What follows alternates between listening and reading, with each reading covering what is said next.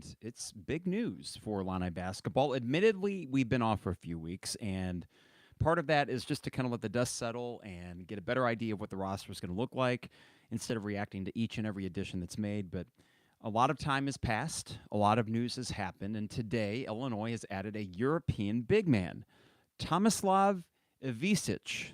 Ivisic.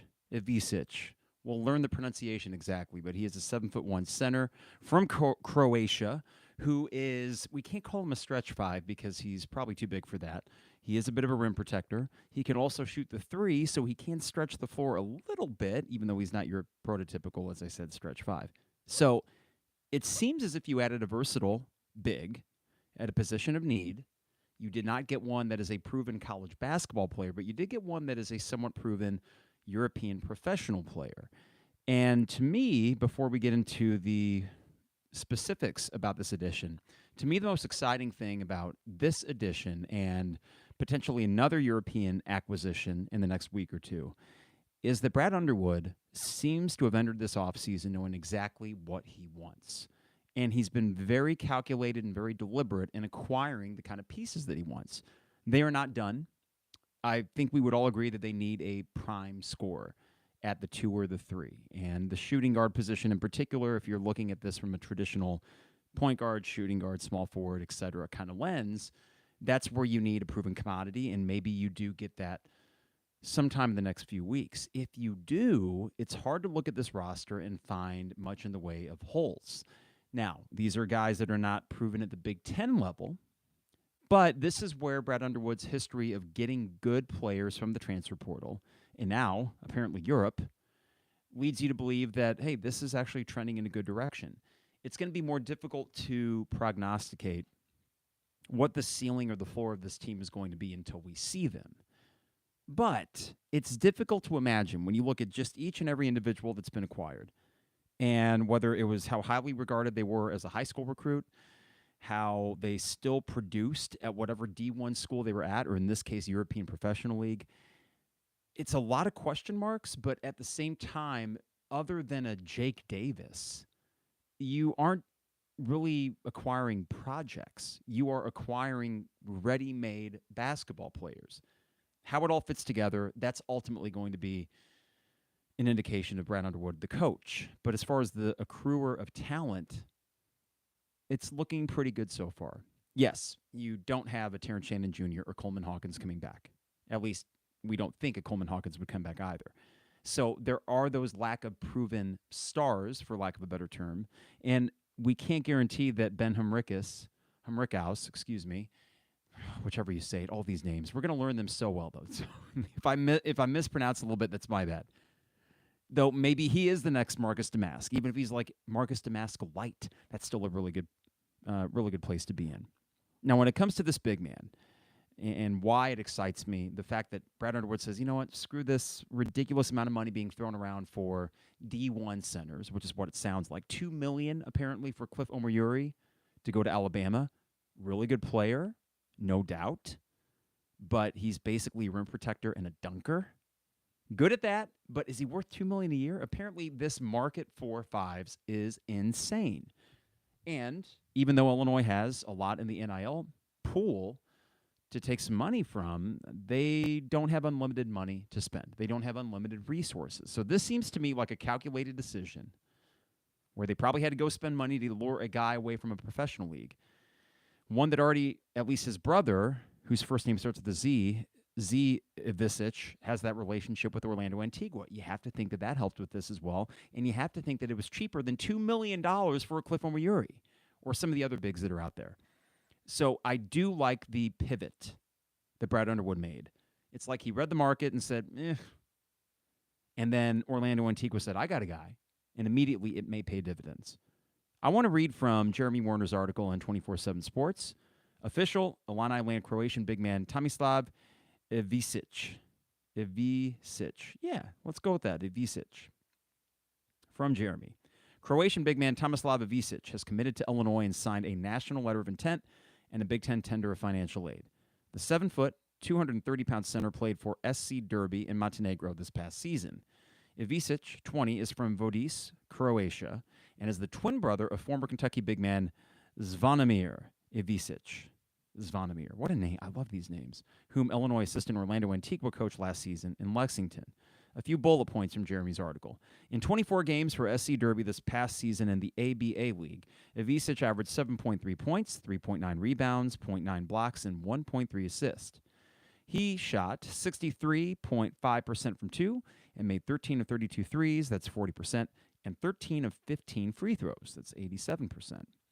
In 14 games for SC Derby and Montenegro Erste Liga, Ivisic averaged 11.9 points, 7.5 rebounds, 1.3 blocks, and 1.2 assists. He shot 59.6% from two, 13 of 28 from three, that's 46.4%, and 22 of 27 on free throws, that's 86%. This last bullet point I find particularly interesting. In a game against USC last summer with Derby, Ivisic had 23 points and 12 rebounds. So, from what I understand as I take a quick pause from Jeremy's article, this professional league that he's from is no slouch.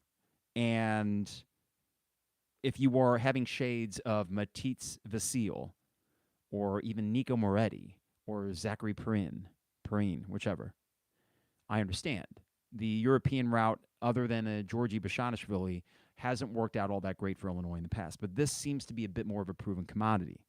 Now, Brad Underwood came out hot with a statement. This is from Jeremy's article. Brad Underwood says, quote, Tomislav is the modern-day five-man who fits right into our style of play as a big who can space the floor. He can play in pick and rolls, is an elite passer, and can step out in space and shoot threes. He is also a very good rim protector. Tomislav has played a lot of high-level basketball against older, established competition. That experience has made a tremendous impact on his development, and we were excited to add someone with the skill and versatility to our program. Here is a scouting report from Jeremy. Ivisic is a very skilled center with legitimate length and a solid base of strength. He's no stiff and is a fluid mover who can get up and down the court. The lefty shooter is a very skilled offensive player who can really space the floor and is becoming dangerously efficient with his improving three-point stroke. He can be a hub offensively as he's a strong passer, and he can score one-on-one in the post with a soft touch, especially over his right shoulder with a lefty hook. Ooh, a hook shot. I like that. While Ivisic is an incredibly explosive or an elite rim protector, he can also hold his own defensively in one-on-one situations in the post, and his length is impactful in defending at the rim. He's been playing pros and on the international stage, so he's battle-tested and has maturity to his game. Also from Jeremy. Ivisic won't come with the hype of other additions, but he is a significant piece of the offseason puzzle for the Illini. Ivisic isn't quite as mobile with the ball or as versatile as Coleman Hawkins, but he gives the Illini a very skilled big man who can stretch the floor to create spacing and is a post through whom the Illini can run some offense. Defensively, his length can make an impact, and he has enough strength to hold up in the post, and he has some maturity in his game after playing grown men the last few years. He also gives the Illini a really skilled, talented, and versatile front court with different pieces. Ivisic gives the Illini size and shot-making ability. Morez Johnson is an athletic, fierce rim runner. Carey Booth is a long, athletic forward who can shoot from three. Trey White is a versatile offensive playmaker.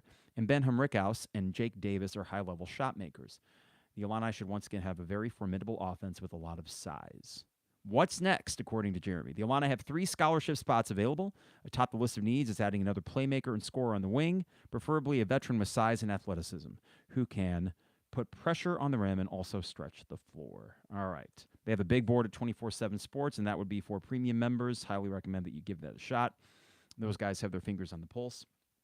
There was a rumor about Igor Demin, Egordemin, I believe is his name, who was a 18, 19-year-old wing that can really fill it up and is already projected on the 2025 draft boards. I think Coleman Hawkins said something to the effect with his Jeff Goodman interview that Underwood was in Spain, and that is where Igor Demin plays for, however you say his name, plays for Real Madrid, that has a basketball club as well as their soccer team. Go figure. So going Euro. And again, has it worked out beautifully in the past? No. Have they gotten as much of a proven commodity as this? No. And to me, Ivisic, whose name I hopefully am not saying incorrectly every single time, is the kind of pickup that makes you feel like, wow, this roster is really rounding out. You know, Isaac Trotter, who also works for 24/7 Sports, had a tweet that was hit on a lot of the same points that Jeremy did about the front court situation for Illinois next year. None of these guys that they've added necessarily overlap with their skill set. You have very different players across the board. Ivisic is the rim protector and the guy that can pop out and shoot the three. Morez Johnson, I don't think much of a three-point shooter, at least not yet, but he is an athletic rim runner. They can get rebounds.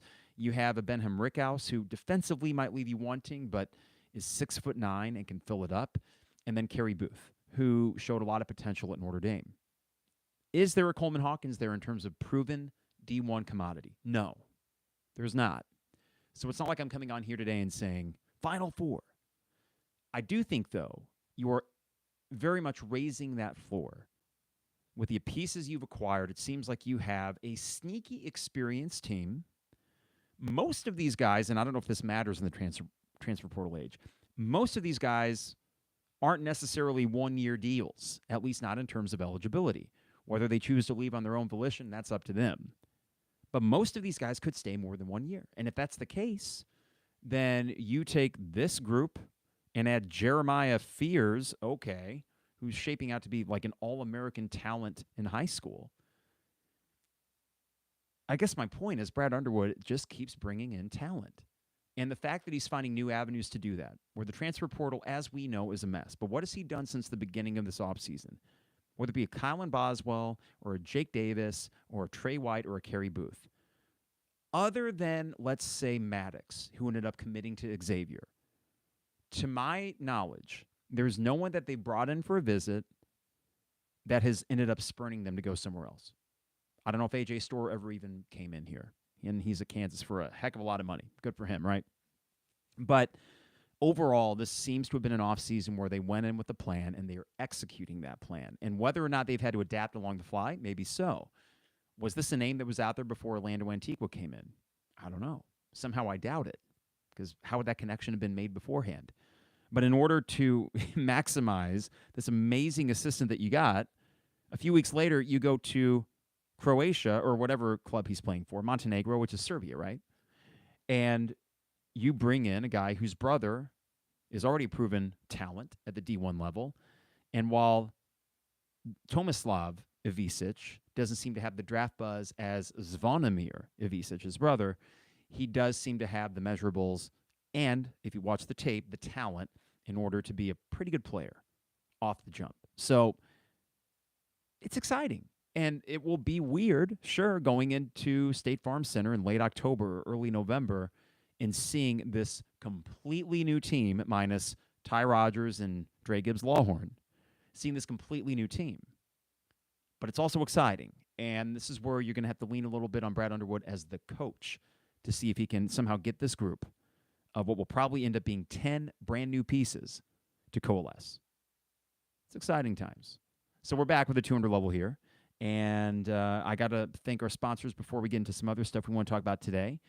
Might be a bit of a shorter episode, and we will be back here whenever they get a shooting guard / wing, and we'll kind of be keeping our finger on the pulse for the rest of this. But along the way, from football through basketball season, we've been supported by our friends at DPDO, online at dpdo.com for all the best deals and prices. dpdo.com. They deliver anywhere in Champaign-Urbana, so go online and order your calzone, custom or one of their favorites, at dpdo.com.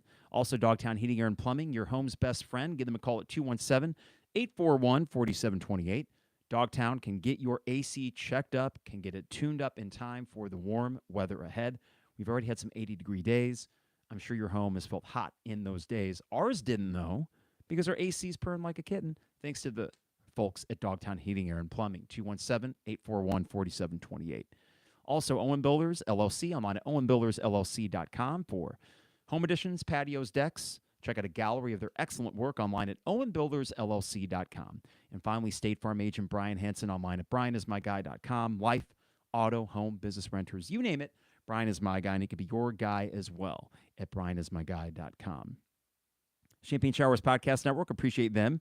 Also, we have a website, as you hear at the beginning of each podcast, the200levelpod.com. And that includes a written component, which I'll get to later, about football. But I don't want to talk about football right now. Just, there are far more exciting things to talk about than Illini football. And I'm already kind of dreading the fact that come August, how the hell am I going to talk about that without being a complete, let's be honest, jerk about Illinois football? All right, I got scratch notes. It's all wrinkled in my pocket here, but I do have notes I came prepared for this episode of the 200 level. And with the addition of Ivisic, I wanted to kind of get a breakdown of what the roster looks like so far. There are some questions, of course, at the 2 and the 3, which we will get to. But I kind of got a 2 deep in what I project to be your starting lineup. So Kylan Boswell is your starting point guard. And I don't want to gloss over the fact that Kylan Boswell, a very talented individual, might make a jump for Illinois. He might not. Okay, I understand that. But I actually think it's a better than 50% chance that he does take a jump from his sophomore to junior year, that there were some circumstances at Arizona that led to a kind of cool finish for him as I think Jalen Bradley, the other point guard, was sort of stepping into his own. Kylan Boswell is a very good player. There was a reason he was a 5-star recruit. I think by giving him the keys, getting him back home, I expect him to have a very good season and very quickly become a fan favorite. There's the local connection, but there's also the way in which he plays. He's a smart kid, big-bodied kid, tough kid, and if I were to get a jersey for next year, which I'm not going to because there's no need to get jerseys in the NIL era, sorry, guys, you might be gone the next year, that would be it. And I think Kylan Boswell will pretty quickly endear himself to fans at the point guard position. Your first true point guard in a while, because Trent Frazier did the very best that he could given the circumstances. Io, not quite a true point guard. Andres Feliz, kind of a gritty guy that could play point, but was a bit more of a combo. You know, Brad Underwood, to his credit, his backcourts have been fairly malleable, and more than one guy have been able to run point. I guess Andre Curbelo would have been the guy. Duh. How do I forget about Andre? I don't think, fingers crossed, knock on wood, that Kylan Boswell is quite as kooky as Andre Curbelo. And that would leave Dre Gibbs-Lawhorn as the backup point guard. You could do far worse than that. I think you could see Dre Gibbs-Lawhorn playing 12 to 15 minutes a game next year. He is part of the long-term plan here. The fact he stuck it out and Nico Moretti left, I think tells you a lot. Shooting guard, I have question marks as to who might start for you there. It's not going to be Rogers at the 2 spot technically, and it's not going to be Jake White. I guess Trey White could maybe be the guy there. I don't know. And by the way, hold on. I want to make sure I'm getting this right here. Because here I say Jake White. I know we have a Trey White from Louisville, but with all these additions, sometimes it's hard to actually keep track of everybody that we're talking about here. So what is this? Okay, got it. Jake Davis. Good Lord. Sorry, everybody. Jake Davis is the kid from Mercer. So at the shooting guard spot, I'm leaving that question marks, and I do think your starting shooting guard is yet to be acquired. If they get a really strong shooting guard transfer, I feel very good about next year. At the 3, either Trey White or Ty Rogers to start for you, I would imagine. Ben Humichrous is probably going to be your starting 4 if you want more size and offensive pop to start, and Booth as the other 4. Not bad for a 2 deep at the 4 spot. And then at the 5, you got Morez Johnson and Tomislav Ivisic. 2 very different players, and if I were to have to guess which one will start, I don't know why my druthers still tell me Morez Johnson will start. But as the 5-star or borderline 5-star kid that is coming into your program, it's not like you owe him any favors, but I think he is, in fact, just really good. If Ivisic starts instead, I think that speaks less to Morez Johnson being some sort of project and more towards Ivisic being like ready-made and truly everything that Brad Underwood said here in these quotes today. Maybe he is. But as I look at the 2 deep across here, once you get a certified shooting guard or wing, whichever, a guy that can take it to the rim, a guy that can shoot from 3, I feel like that's a very balanced roster. I don't know about superstars. I don't know if this team has a superstar right now. They got a few guys I think could hit for you big time, and that would be Ben Humichrous in his 1 year with you. I think Ivisic already. I know that Ant Wright, one of the college basketball guys on Twitter, threw Ivisic's name in for Big Ten Freshman of the Year just based on, and I understand why. He is older. He is more experienced. If that skill set translates to D1 basketball, he's going to be pretty good right off the bat. I don't know what the superstars or stars are on this team. I do think you have a collection of pretty darn good players. And to me, that balance means that you're a tournament team. Okay, we can say that, and I think that Brad Underwood's kind of gotten your program to that level without too much of a question. The question then will be, as we watch the team kind of develop in November and December, are we able to raise that bar any higher? This will not be a team that's in the preseason top 25. I don't think no matter what they do the rest of the offseason, they will not be preseason top 25. Because some of these are either reaches, like a Ben Humichrous is not a guy that I think would have significantly changed how people would view, let's say, Indiana after the transfer portal closes. But given what this offense is and what he can do, I think it's okay for Illini fans to look at this addition and say, yeah, you can just slot him in at the 4. He's going to be pretty productive for you. I think he is. I don't have too many questions about that. Go to Trey White, for example, who had a pretty good freshman year for USC, not the most efficient year for a really bad Louisville team, but this is a guy that was highly regarded as a high school recruit, and even with his not so efficient offense, is still putting up points at a decent clip. If he's your starting 3, you could do far worse than that. There are plenty of tournament teams that would take a Trey White as your starting 3. I guess all this is to say, I'm looking at a bunch of names that aren't necessarily the AJ Storr $2 million a year guy. But I am looking at a collection of guys that have a unique mix of skill and experience. Even these sophomores or juniors that are only in their 3rd year, all of these guys have played a lot, with the exception of Morez Johnson and Dre Gibbs-Lawhorn. Everybody else has a lot of minutes. And while it will not be as old of a team age-wise next year, I don't think that they're going to be in any sort of circumstance labeled inexperienced, because they just simply aren't. That, I think, is the sneaky cool thing that Underwood's done this offseason. To where I'm even more excited than I was last offseason, where I thought that Quincy Guerrier and Marcus Damask and Justin Harmon were good additions, and you knew that you had 2 studs coming back, though that wasn't until the end of May, if I recall. But with this group right here, I feel pretty confident that there will be some combination within these 8, 9, 10 guys that will work. That is what happens when you start winning as a program and you start entrusting the coach. A very different position than I was in last year, and perhaps I'm overreacting based on the fact that this year's team made an Elite 8 and won the Big Ten tournament title and had, by any measure, one of the better basketball seasons I've seen as an Illini fan. But winning cures all. And when you're entering year 8 of Brad Underwood and you're seeing the kind of cool precision with which he's amassing this roster, how can you not be confident? If Ivisic were an addition in Brad Underwood's 3rd year, I don't know if we were looking at it quite the same. But because he has such a track record now of bringing in guys through the transfer portal that have actually not just contributed, but become your studs, it's starting to become a pattern now, and that just breeds confidence in what they're doing. So I'm not going to make any predictions as far as how many wins this team is or is not going to have. We don't know that. We don't even know the schedule. We do know the homes and aways, and I wish I could get to that real quick because I think that actually makes an argument for next year's team being in pretty good position to win a lot of games, which is it foolish for me to play a little dare to dream? Maybe so, but what the hell? Even on May 6th, let's do that. The home and away opponents. Here we go. Let's have some fun. I want to start with the double plays, and of which you only have 3. Michigan State, Northwestern, and Wisconsin. Happy that it's Michigan State because my wife being a Michigan State fan, we've had fun going to those games.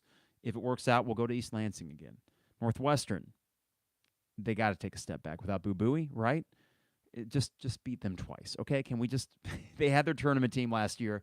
They will go a couple years without making the tournament, I would imagine. And then Wisconsin, who I think might stink, like really bad. Those are your double plays. I feel good about that. Your home onlys, which means you will not go on the road to face these following teams: Iowa, Maryland, Ohio State, Penn State, Purdue, UCLA, USC. Could you have gotten better breaks than what you have here? At Iowa, any year is tough. I like them as a rival, but hey, if we can only get them at home, beautiful. Maryland, House of Horrors. You got the win this year. I don't want to go back. And in fact, Maryland will be pretty talented this year. Whether that means they're any good, I don't know. Ohio State. We'll see. That is one that I never really like going to Columbus, despite the fact you won last year. Penn State, though. I never like going to Penn State. It doesn't tend to end well. They've beaten you God knows how many times in a row, whether it's home or away, but you only get them at home, so I think that's a nice break. Purdue should be a winnable game at home. Even if Purdue takes a significant step back, I don't like playing at Mackey. You avoid Mackey. That's pretty good. UCLA, well, I mean, Mick Cronin had a bad year, but he's getting a pretty good, talented group together. And then USC, you avoid a California trip altogether. And USC, with 9 transfers already, you see that Musselman is just hitting the ground running out there. So they'll be talented. If they bring it all together, I don't know. Away only. So these are the single plays. They will not come to State Farm Center. Away only includes Indiana, so you only play Luke Goody once. Haven't even talked about Luke Goody. Do I wish him well? Yeah, kind of. He's at Indiana, so I'm not going to be rooting for him. But this is what it is. I cannot sit here and cry about an Illini player going to Indiana. Luke gave us a lot, I thought, down the stretch. He was part of the reason he made an Elite Eight. And for that, thank you, Luke. Best of luck to you, just not Indiana. Michigan. Yeah, I wish we could get him at home. They're a pretty talented bunch there, and I think Dusty May's had about as good of a first month as a Michigan fan could hope for. Minnesota on the road. Decimated. I feel awful for Ben Johnson. This is the kind of program that's going to struggle in the NIL era, just like Illini football, I think, will struggle in the NIL era. But Minnesota on the road, doesn't matter if you play them road or home or away, they're going to really lack talent. Nebraska. Tough. They'll rank Mast out for the year. Tominaga gone. We'll see how Nebraska does this year. Oregon on the road. Yeah, it's tough. That's tough. Rutgers on the road. Tough. Washington on the road. We'll see. I don't really know what Washington's prospects are. But overall, what a break. No Mackey. No game at Maryland, which is never fun. Your home and aways, your double plays are totally doable. Michigan State, Northwestern, Wisconsin. It just sets up for there's a lot of wins. Now, this does mean for your home games, your home schedule in total, when I include the double and single plays, are Iowa, Maryland, Ohio State, Penn State, Purdue, UCLA, USC, Michigan State, Northwestern, Wisconsin. That's pretty cool. Of the away teams that it'd be nice to play them at home, Indiana and Michigan, sure, would like to get them at home just because of the history, and those are bigger ticket kind of games, but Minnesota, Nebraska, Oregon, Rutgers, Washington. Are you heartbroken that you won't be seeing the State Farm Center this year? Nah, not necessarily. I think this worked out okay. I think it did. And then you mix in a roster that's not done yet. I'm excited to see what they do at the shooting guard position. If they figure that out, then this is a really balanced team.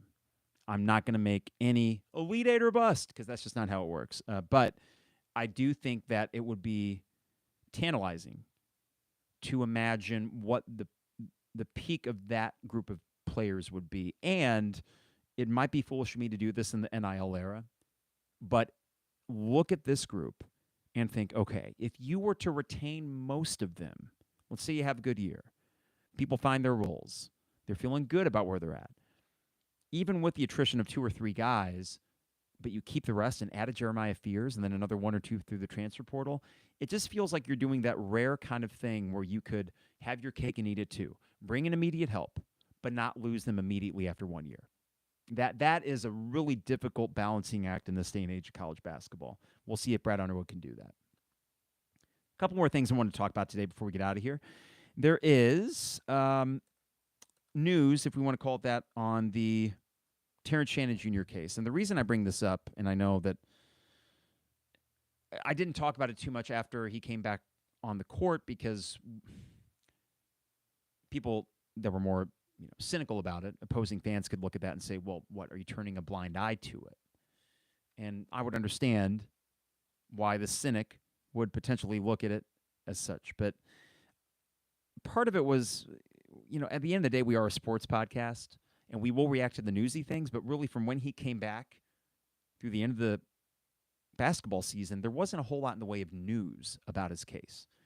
There was a bit of news that came out back on May 2nd, so this is 4 days ago.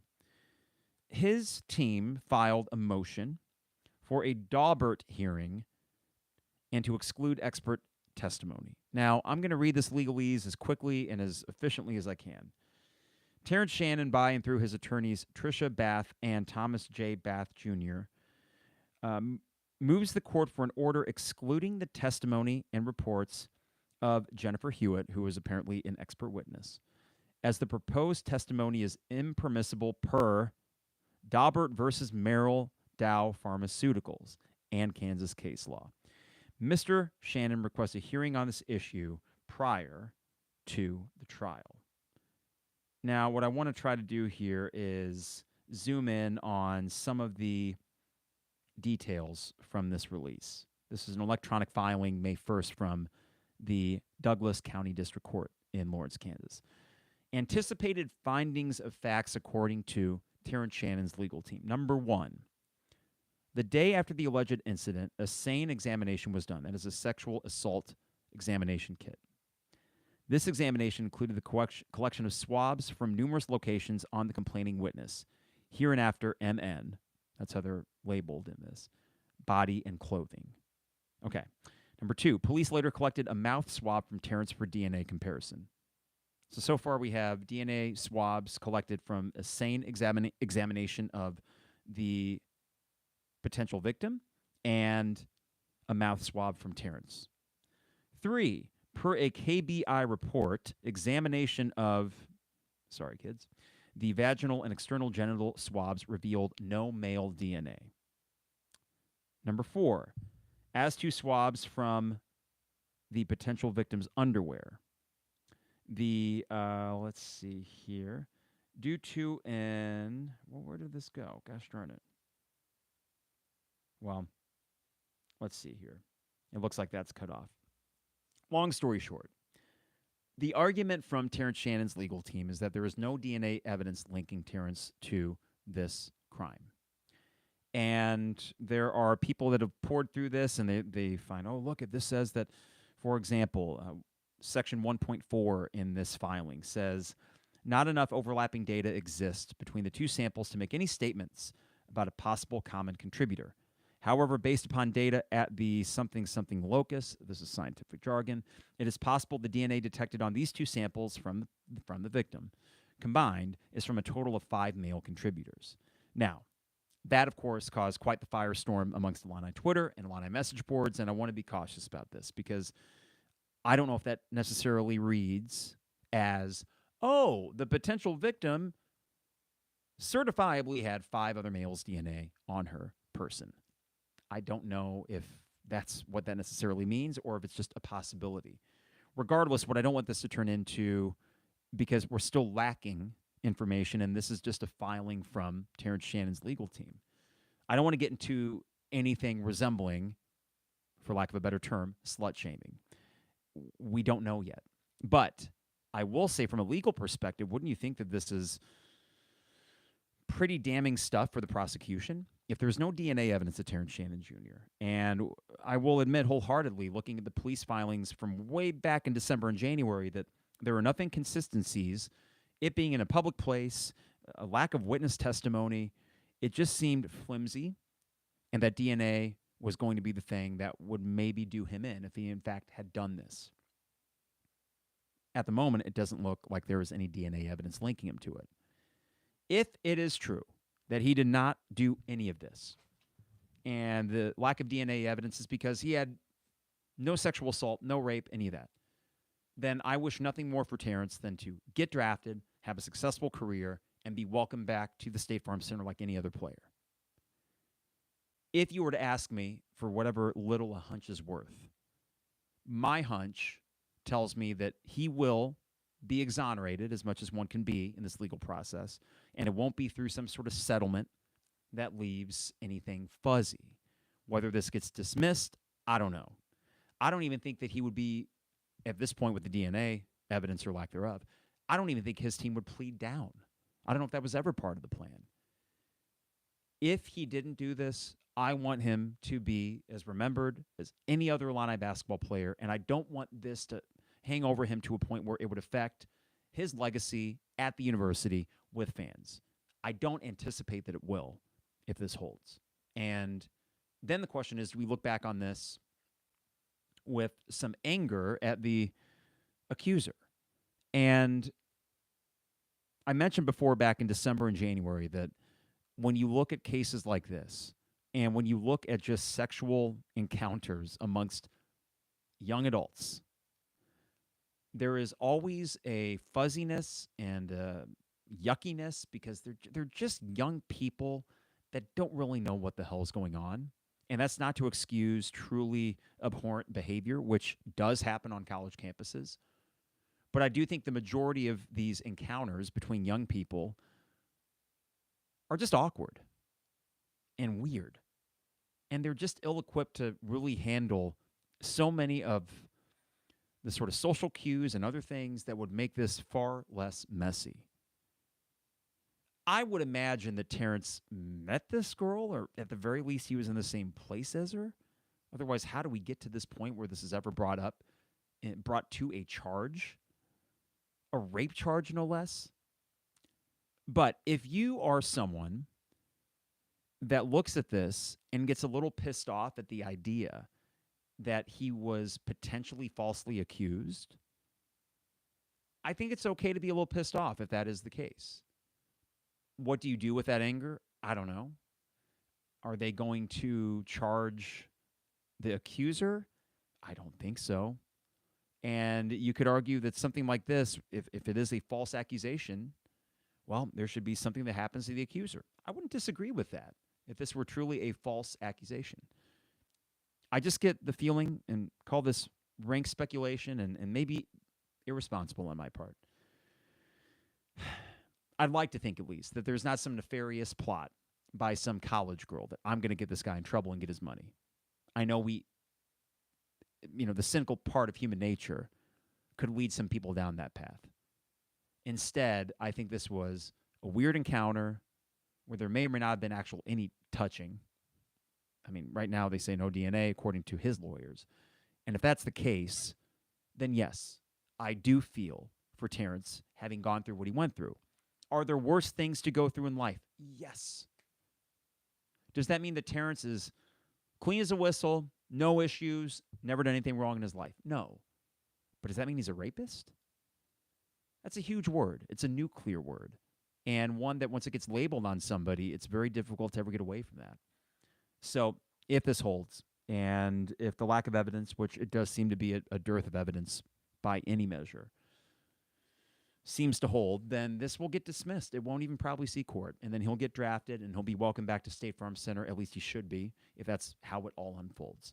Notice I keep saying if, because this is one of those really tenuous positions where I don't want to go too far on one side and certifiably say he didn't do anything wrong, because I don't know that. But that is a big, big filing from his people to say that there's no DNA evidence, and apparently they have the evidence to prove that there is no evidence, which is a huge thing in a sexual assault case. So, yeah, my heart of hearts as an Illini fan, I want him to be innocent, I watched the rest of the season rooting for Terrence Shannon Jr., the basketball player. And what we didn't comment on here was the personal issues, because after, at least initially, because it felt like something that each person would have to kind of contend with on their own, how they were going to handle watching him, rooting for him, just like they would any other Illini basketball player, except he had this big old matzo ball hanging over his head. What a weird saga, though. And it looks like it'll be resolved sooner rather than later, and probably, I would imagine, given the aggressiveness of his legal team before the NBA draft. All right, last thing before we get out of here. I ended the last podcast with football. I had a bit of a mini rant. I got a bit of a mini rant here, and call this a plug for the written component of the 200 level. But we got a column on April 30th. I wrote my first column about football. I'm going to read this and then just give you the quick, why do I feel this way? We need to talk about football. Available at the 200level.substack.com. Here's the subheadline. Entering his fourth season, Brett Bielema's program is in a precarious spot. Now, writer's note, okay? The bulk of this story I wrote before Andrew Dennis, the highest-rated recruit in Illinois' 2024 class, entered the transfer portal after just 4 months on campus. He ended up signing with Michigan State from his home state. Oh, what a difference a year makes. In April 2023, my wife and I went to the Coaches versus Cancer event at Gordyville. Her being a Michigan State alum, it was mostly to see and luckily meet Tom Izzo. We got a picture with her with the legendary coach, after which she asked if I wanted one with Brad Underwood. Nah, I said with a shrug. And bear in mind, this is just weeks after a lifeless end to a disappointing basketball season. What about Bielema? She asked, pointing to the football coach fielding recruiting calls 100 feet away. Hell yes, I exclaimed, embodying my fanboy moniker. Now, not so much. Call me a fair-weather fan if you want, but the full-throated confidence I had in Brett Bielema has eroded as we enter a massive fourth season. The same guy who I'd fully bought into after an impressive 8-win campaign in 2022 finds his program in a precarious spot. Let's get an important, objective truth out of the way. Brett Bielema's first 3 years as Illinois football coach are the most impressive since I've been following the program. Sure, that's a skinniest kid at fat camp argument, as his competition includes Lou Tepper, Ron Turner, Ron Zook, Tim Beckman, and Lovie Smith. Still, it's the truth. As head coach, Bielema has fielded competitive football teams. We can count the blowouts on one measly six-fingered hand. At Virginia and versus Wisconsin in 2021. At Kansas versus Penn State, at Purdue, and versus Nebraska in 2023. I'm counting the Nebraska game because it was an embarrassing effort by any measure. Considering 6+ blowouts a year became the norm under Beckman and Lovie, this is a substantial improvement. What concerns me most, however, is the close losses. Not because of the smaller margins, that's good, but because of the lost momentum. Consider the 3-game losing streak in 2022. 1. Beat Michigan State in front of a near sold-out crowd? I imagine you beat Purdue the next week. 2. Even with that loss to Mel freaking Tucker, fine, it's football. Weird things happen. Just beat Purdue and we'll likely see you in Indianapolis for the Big Ten title game. 3. Nah, blew that one. Oh, well, if you pull off a huge road upset at number 2 Michigan, it'll make up for it regardless of a trip to Indy or not. 3 opportunities, 3 losses. Throwing a bowl loss to Mississippi State, and a potentially great 2022 season became merely very good. And that's fine. As long as you build on the 8 wins and merely make a bowl in 2023, you'll prove to Illini fans, college football observers, and recruits alike that you have this thing on solid footing. 5-7. Hey, I'm calloused by Illini football disappointments. I've been through devastating 5-7 seasons in 2000, 2002, and 2008. I have never seen sustained momentum from any coach. So why is it that last year and the months since have soured me on Brett Bielema? Because I've already seen this story, and frankly, I'm tired of it. Brett Bielema has had 5 months to address the issues that kept Illinois from making consecutive bowl trips, namely a defense that single-handedly lost you games against Wisconsin and Northwestern. One major addition to the defensive staff, DB coach David Gibbs, left the program, reportedly for medical reasons, after less than 2 months on the job. Another, R.G. McDaniel, linebackers, does have a solid track record. But it doesn't change the fact that Aaron Henry is your coordinator.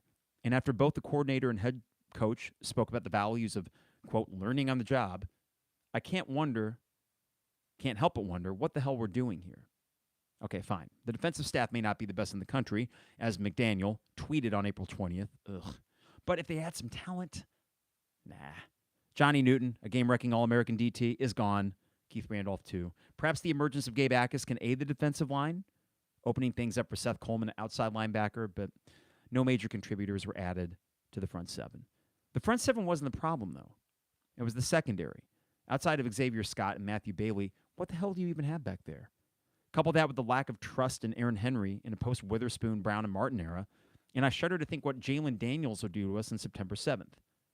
5 months, and the defense, presumably, still stinks. Maybe we just outscore people. Barry Lunny turned a major corner in the second half of 2023, and despite losing Isaiah Williams and Casey Washington at wide receiver, the offense will score points, maybe even a lot of them. But in a 27-24 game in the fourth quarter, and Aaron Henry's not-so-vaunted Johnny Newton-less defense taking the field to get one last stop, how are you feeling? Not good, nor should you. I could get even more micro about the upcoming football season, provide a laundry list of issues. The fact of the matter is things don't feel good. Case in point, Andrew Dennis entering the transfer portal. There was no forward momentum to speak of. On the contrary, it feels like things may be headed in the wrong direction. So how do we get here in less than 18 months after a New Year's Day bowl appearance? I return to this quote from a fellow Big Ten coach before the 2023 season. Quote, I think Illinois is interesting.